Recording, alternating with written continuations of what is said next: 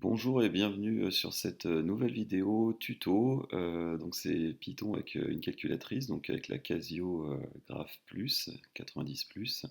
Et c'est la deuxième vidéo, donc on verra un petit peu certaines bases. Mais pour bien la prendre en main, n'hésitez pas à retourner sur la première vidéo. Là on passera un petit peu plus rapidement. Donc je vous rappelle que pour faire du Python sur cette calculatrice-là, vous allez dans le menu choisir le menu Python.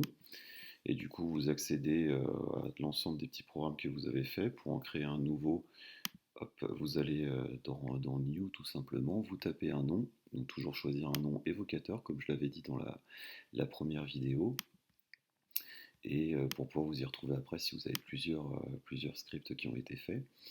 Et une fois que vous avez créé le nom du script, et bien vous arrivez sur la page, la page. Donc parmi les onglets qui sont les plus importants ici, ça va être le run qui vous permettra de faire tourner votre programme. Dans charge, on a un certain nombre de caractères qu'on va assez peu utiliser parce qu'on peut les retrouver assez facilement sur notre calculatrice.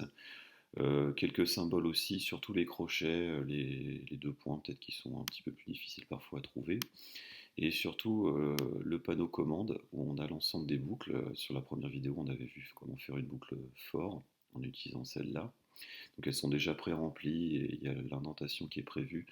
Donc du coup c'est assez intéressant. Et puis les opérateurs qu'on peut utiliser aussi pas mal. Ce qu'on va surtout se servir, c'est du catalogue. Donc pour catalogue, il faut faire Shift 4.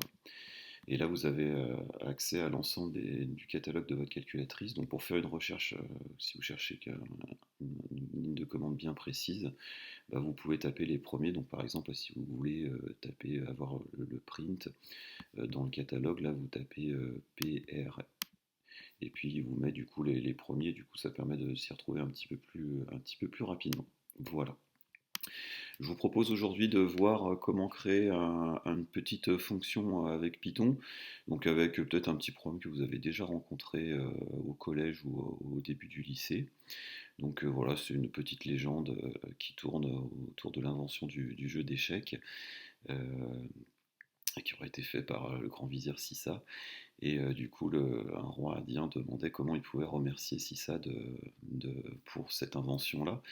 Et il lui a dit, bah, c'est assez simple, pour me remercier, vous posez un grain de blé sur la première case de l'échiquier, puis 2 grains dans la deuxième, puis 4 grains sur le troisième, puis 8 grains, et ainsi de suite. C'est-à-dire qu'il fait x2 à chaque fois, jusqu'à remplir les 64 cases de l'échiquier. Le roi est un petit peu abasourdi et puis il se demande si c'est un cadeau intéressant. Donc on va l'aider un petit peu à voir si justement ce cadeau-là est intéressant ou pas. Et je vous propose de faire du coup un petit script. Alors je vous le donne intégralement, hein, ici il sera pas à compléter. Donc on va essayer de voir un petit peu comment est-ce qu'on peut faire ça.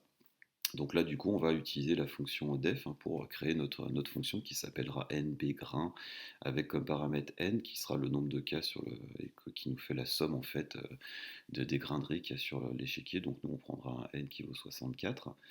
On a une phase d'initialisation pour la première case avec un grain de riz et puis un total de 1.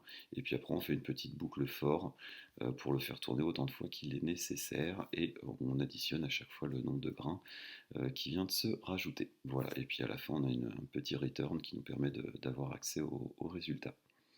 Donc comment est-ce qu'on fait ici? Donc on n'a pas besoin d'importer ici de bibliothèque, on utilise un x2, on utilise une addition, donc il n'y a pas de souci de ce particulier, donc pas de module à importer. Donc pour def, on peut aller dans catalogue, donc Shift 4. Et puis, alors là, moi j'y suis déjà parce que j'avais déjà cherché avant, mais vous tapez ici def et puis il vous met là. On prend le def 2 points, comme ça on a les 2 points, on a l'indentation, tout est bien fait.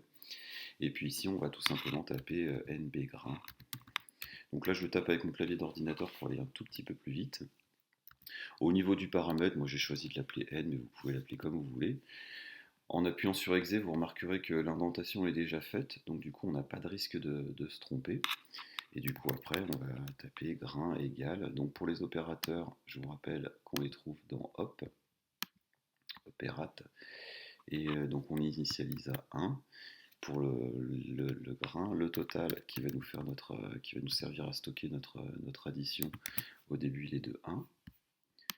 Et puis ensuite, on va faire notre boucle, tout simplement. Donc, pour notre boucle, on va dans For et on choisit la boucle qui nous intéresse. Donc là, c'est un For I in range.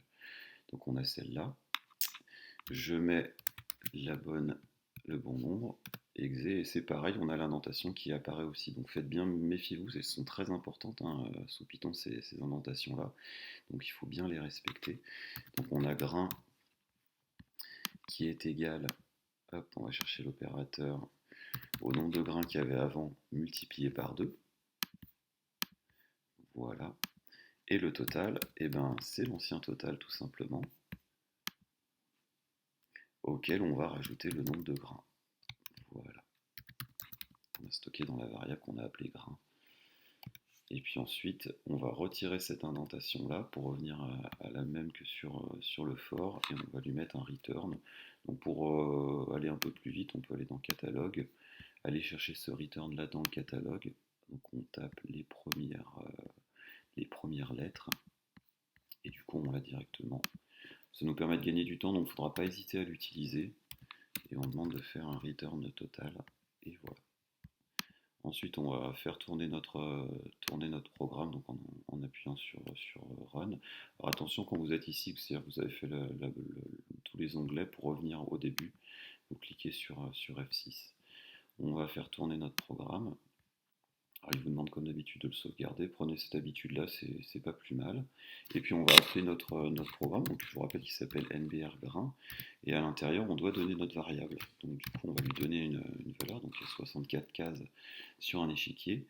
Et on va faire tourner notre programme avec ça. Et on a notre réponse. Voilà, tout simplement. Donc ne pas hésiter alors à revenir des fois, parce que alors, ça peut être quand on a des grands nombres ou quand on a des listes qui sont assez grandes. Tout ne peut être pas affiché sur l'écran de la calculatrice, donc vous revenez sur cette valeur-là, et il y aura une petite flèche qui se mettra là et qui vous permettra de faire défiler. Ici, on voit qu'on a l'ensemble de notre nombre, donc il n'y a pas de souci. Voilà, donc vous pouvez vous amuser à regarder quelle masse ça fait au total. Hein. Un grain de riz, c'est à peu près 0,04 grammes. Mais là, on a déjà une certaine quantité de riz qui nous mettra à l'abri de la faim pour quelques jours. Voilà, donc avec cette vidéo-là, vous avez vu comment créer une fonction avec votre calculatrice Casiographe Plus. Et je vous proposerai une autre vidéo où on fera un petit exercice corrigé. Donc vous pourrez mettre la vidéo en pause, compléter le script, le tester et puis voir si ça fonctionne. Voilà, je vous souhaite une bonne journée. Au revoir.